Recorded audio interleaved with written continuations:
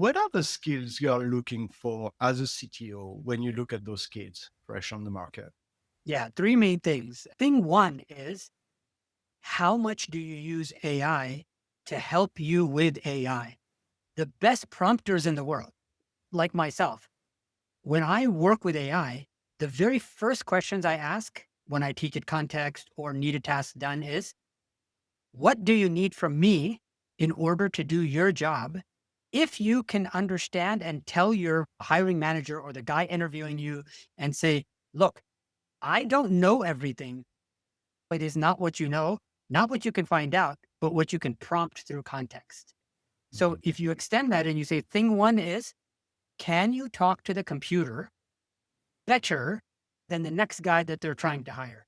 Thing two then is, do you have the basic skills? If I said, give me a circular linked list versus a unidirectional linked list, give me a directed graph versus an undirected graph.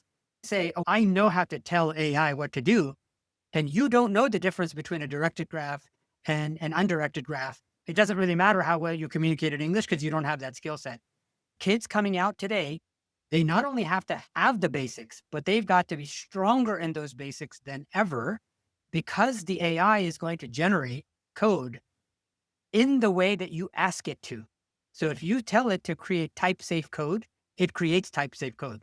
If you say, give me unsafe code, it gives you unsafe code. So you have to know what to ask for. Can you communicate what you're communicating well to a machine, which is not the same as communicating to humans? It is different, and we know that.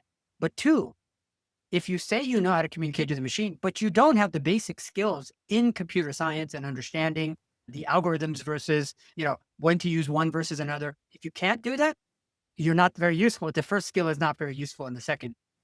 But the third, if you couldn't even do number two, but you could do number three, I'll let it slide, which is, look, I'm really good at what I do.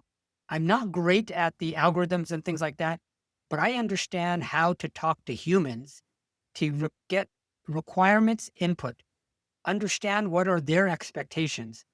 And I will use that to coordinate and work with a mid level engineer to fill in with AI so that the two of us, a junior plus mid, where the mid knows more about the computer science part, but the junior knows how to talk to other humans.